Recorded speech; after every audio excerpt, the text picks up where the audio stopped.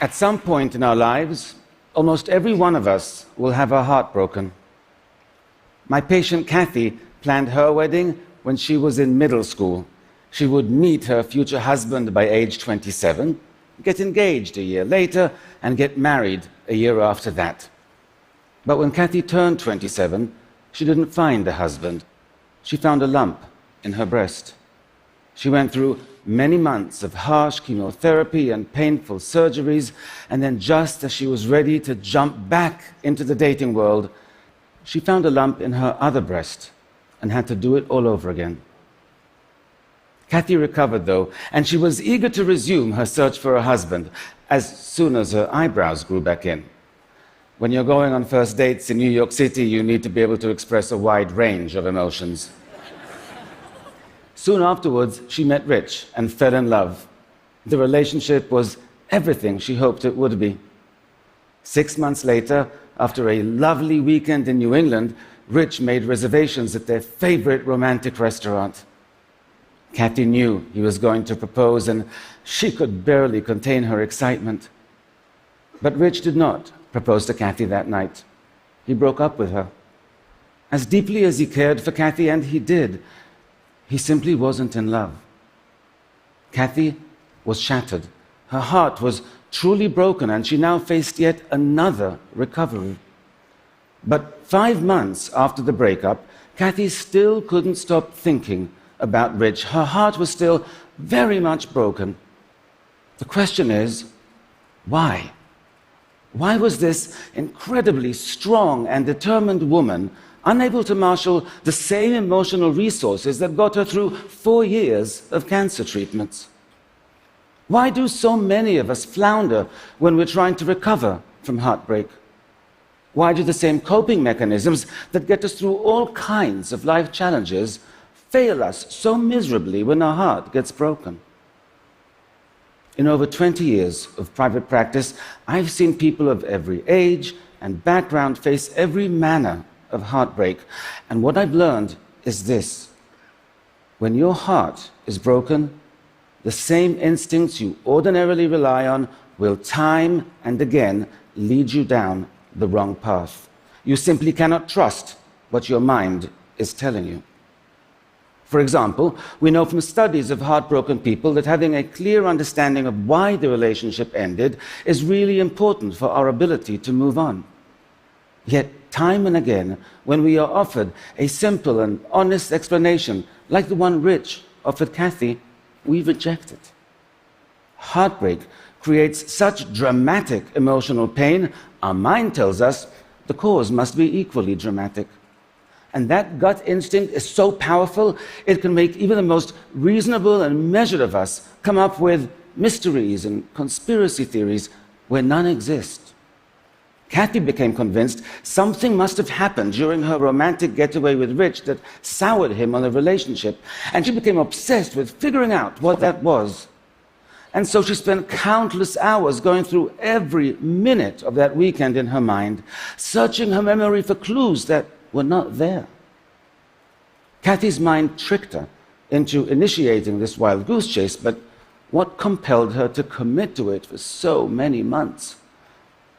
Heartbreak is far more insidious than we realize. There is a reason we keep going down one rabbit hole after another, even when we know it's going to make us feel worse.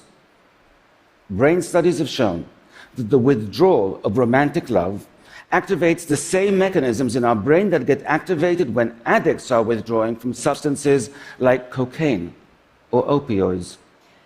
Kathy was going through withdrawal. And since she could not have the heroin of actually being with Rich, her unconscious mind chose the methadone of her memories with him. Her instincts told her she was trying to solve a mystery, but what she was actually doing was getting her fix. This is what makes heartbreak so difficult to heal.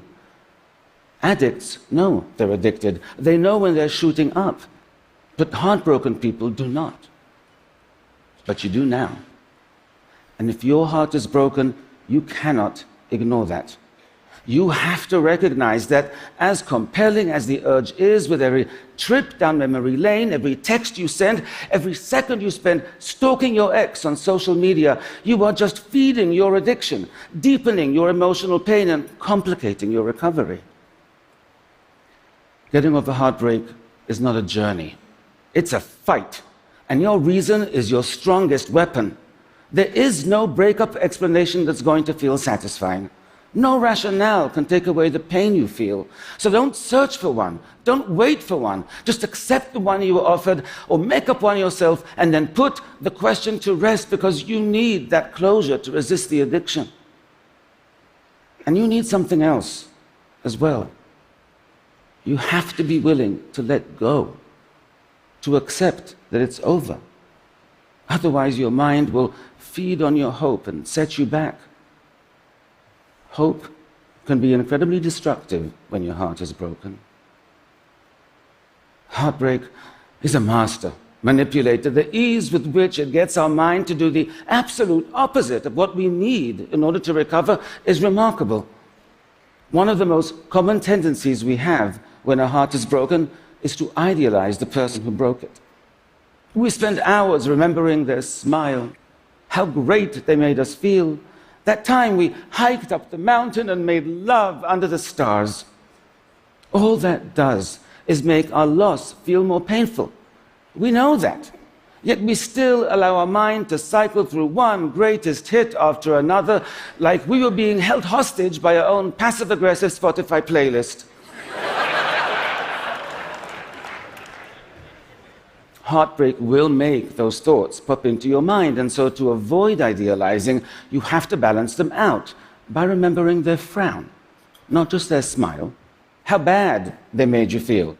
The fact that after the lovemaking, you got lost coming down the mountain, argued like crazy, and didn't speak for 2 days. What I tell my patients is to compile an exhaustive list of all the ways the person was wrong for you, all the bad qualities, all the pet peeves, and then keep it on your phone.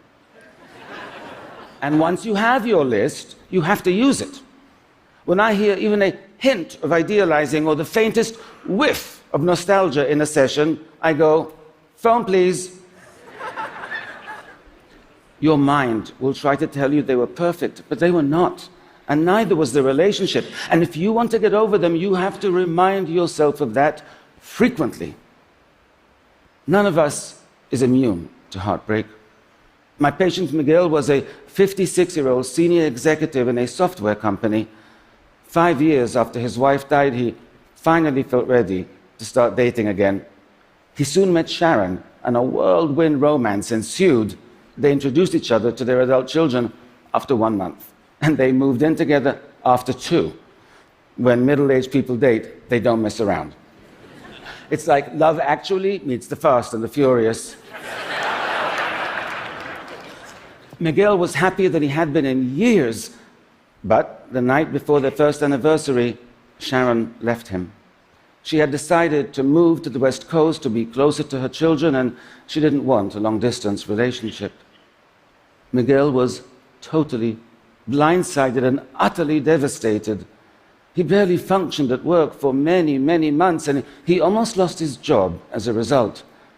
Another consequence of heartbreak is that feeling alone and in pain can significantly impair our intellectual functioning, especially when performing complex tasks involving logic and reasoning. It temporarily lowers our IQ. But it wasn't just the intensity of Miguel's grief that confused his employers, it was the duration. Miguel was confused by this as well, and really quite embarrassed by it. "What's wrong with me?" he asked me in our session. "What adult spends almost a year getting over a 1-year relationship?" Actually, many do. Heartbreak shares all the hallmarks of traditional loss and grief: insomnia, intrusive thoughts, immune system dysfunction. 40% of people experience clinically measurable depression. Heartbreak is a complex psychological injury. It impacts us in a multitude of ways. For example, Sharon was both very social and very active. She had dinners at the house every week. She and Miguel went on camping trips with other couples. Although Miguel was not religious, he accompanied Sharon to church every Sunday, where he was welcomed into the congregation. Miguel didn't just lose his girlfriend. He lost his entire social life, the supportive community of Sharon's church. He lost his identity as a couple. Now, Miguel recognized the breakup had left this huge void in his life, but what he failed to recognize is that it left far more than just one. And that is crucial, not just because it explains why heartbreak can be so devastating, but because it tells us how to heal. To fix your broken heart, you have to identify these voids in your life and fill them. And I mean all of them. The voids in your identity. You have to reestablish who you are and what your life is about.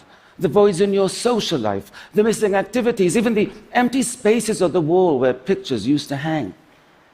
But none of that will do any good unless you prevent the mistakes that can set you back, the unnecessary searches for explanations, idealizing your ex instead of focusing on how they were wrong for you, indulging thoughts and behaviors that still give them a starring role in this next chapter of your life when they shouldn't be an extra.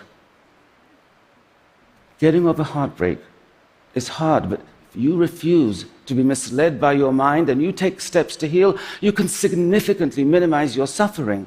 And it won't just be you who benefit from that. You'll be more present with your friends, more engaged with your family. Not to mention the billions of dollars of compromised productivity in the workplace that could be avoided.